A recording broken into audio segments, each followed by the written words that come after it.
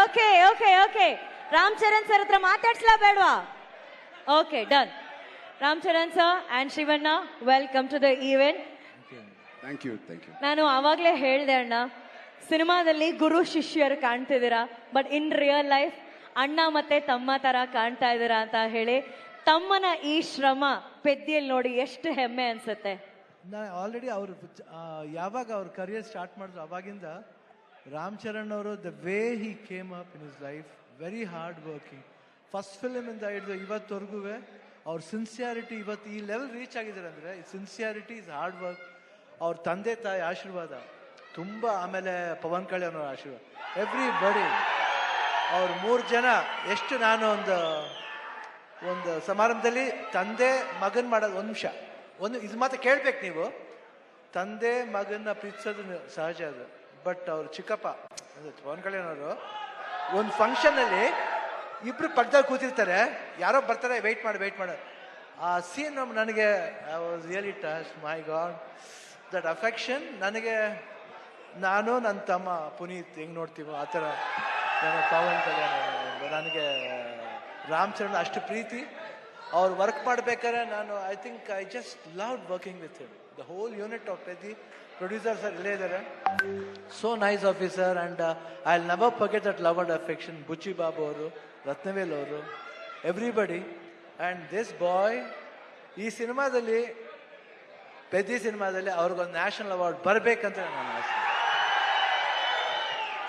ಅಷ್ಟು ಆಸೆ, ಯಾಕಂದ್ರೆ ನಂಗೆ ಗೊತ್ತು ಬೆಂಗಳೂರು ನಮ್ಮ ಊರ್ಲಿ, ನಮ್ಮ ಕರ್ನಾಟಕದಲ್ಲಿ ಎಲ್ಲರೂ ಗೊತ್ತು, ಇವರೆಲ್ಲ ಎಲ್ರೂ ಗೊತ್ತು. ನಮ್ಮ ಶೂಟಿಂಗ್ ಹತ್ರ ಬರ್ತಾರೆ, ಯಾವುದೇ ಫಂಕ್ಷನ್ ಅಲ್ಲಿ, ಚಿರಂಜೀವಿ ಅವ್ರ ಬರ್ತ್ಡೇ ಇರ್ಬೋದು, ಇವ್ರ ಬರ್ತ್ಡೇ ಇರ್ಬೋದು, ಪವರ್ ಎಲ್ಲ ಬಂದು ಕೇಕ್ ಕಟ್ ಮಾಡಿಸ್ತಾರೆ. ಆ ಪ್ರೀತಿ ವಿಶ್ವಾಸ. ಒಂದು ಚಿರಂಜೀವಿ ಅವ್ರ ಬರ್ತ್ಡೇ ಟೈಮ್ನಲ್ಲಿ ಬ್ಲಡ್ ಡೊನೇಷನ್ ಕ್ಯಾಂಪ್ ಮಾಡಿದ್ರು. ಅವಾಗ I went sir, I gave blood that day. I gave blood because ನನಗೆ ಚಿರಂಜೀವಿ ಅವ್ರ ಕಂಡ್ರೂ ತುಂಬ ಇಷ್ಟ.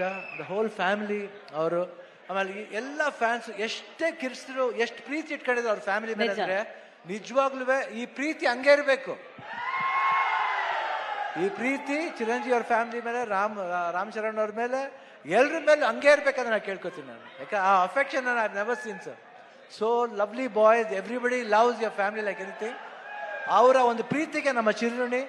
ಅಂಡ್ ಇಲ್ಲಿ ನಮ್ಮ ಅಭಿಮಾನಿಗಳು ಇದ್ದಾರೆ, ಎಲ್ಲರೂ ಬಂದರೆ ಎಲ್ಲರೂ ಇರುತ್ತಿಲ್ಲಿ, ಎಲ್ಲರೂ ಒಟ್ಟಿಗೆ ಇರ್ತಾರೆ.